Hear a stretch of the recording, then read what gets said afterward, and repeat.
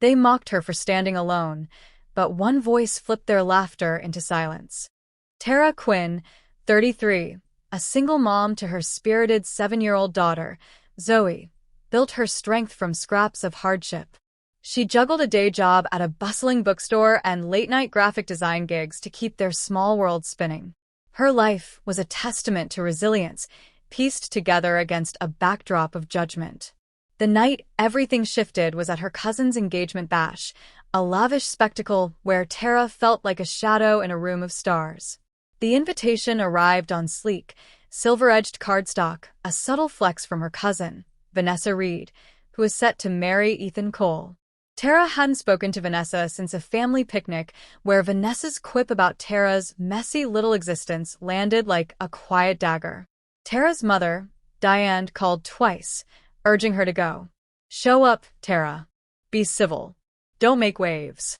So, for Zoe, for the sake of family, Tara dusted off a thrifted dress, slightly frayed at the hem, borrowed a scarf from a friend, and let Zoe choose her bracelet, a tiny moon charm Zoe said shone like her smile.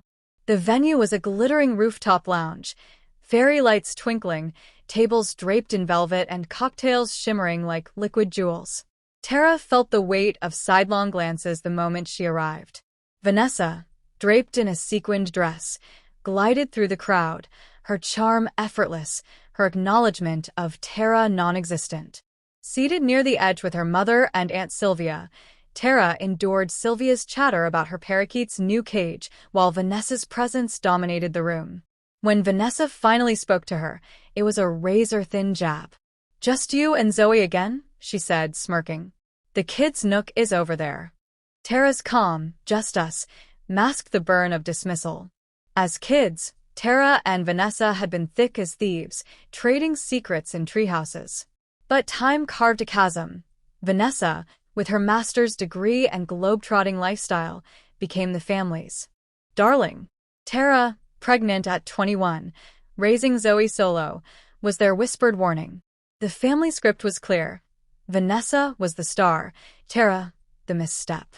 At the party, Tara played her part, smiling through small talk, nodding at unsolicited advice about fixing her life. Zoe, at the kids' nook, doodled comets on a placemat, her laughter a beacon in the haze of condescension. The room hummed with unspoken verdicts. Every polite question about her jobs, every raised eyebrow, screamed that Tara was endured, not valued. Her sacrifices, sleepless nights, skipped dinners, boundless love for Zoe, were invisible here. She was a footnote in their story, not a chapter. Yet she stayed for Zoe, clinging to a flicker of hope that someone might see her. Deep down, she knew they wanted her muted, diminished, invisible. The spark ignited during the dessert course, as Vanessa stood, her martini glass catching the fairy lights. "I'm so lucky to be surrounded by love tonight," she purred, her smile a performance. Then her eyes locked on Tara. "I just pray I never end up like some, alone, barely holding it together with a kid in tow." Laughter roared, sharp and unrestrained. Tara's uncle Frank snorted. "Some paths just lead to dead ends." Even Diane let out a soft chuckle, eyes fixed on her plate. The words seared Tara's skin, her hands clenching her scarf under the table, her face a fortress of calm. Zoe, oblivious, sketched on. No one intervened. The laughter lingered, cruel and unchecked, as Vanessa pivoted to joke about Ethan's hopeless cooking skills. Tara's heart pounded, but she held steady, whispering to herself, "I am not their punchline." Then Ethan rose. The room stilled as he crossed the rooftop, stopping beside Tara. "This needs to be said," he began, his voice clear, unwavering. "Vanessa, that wasn't a joke. It was vicious." Vanessa's smile cracked. "Ethan, don't." He pressed on, facing the crowd. "You treat Tara like she's a failure, but she's tougher than all of you. 2 years ago, I was drowning, lost my business, my drive. Vanessa told me to get over it. Frank called me a quitter. But Tara? She checked in weekly. She designed my portfolio for free, linked me with a mentor, even watched my cousin's kid, so I could pitch clients. She asked for nothing. She just showed up. Silence swallowed the room. Vanessa's face flushed. This is about us, not her, she snapped. Ethan didn't waver. You made it about her. I'm just not letting it slide. He turned to Tara. You didn't deserve that. You're not less, you're everything. Tara's breath caught, tears pricking, but she nodded, her heart swelling. Vanessa's voice sharpened. What is this, Ethan? Are you in love with her? He met her stare. I respect her. And respect outweighs your spotlight. The crowd froze, Frank sipping his drink, Diane gripping her napkin, cousins avoiding eye contact.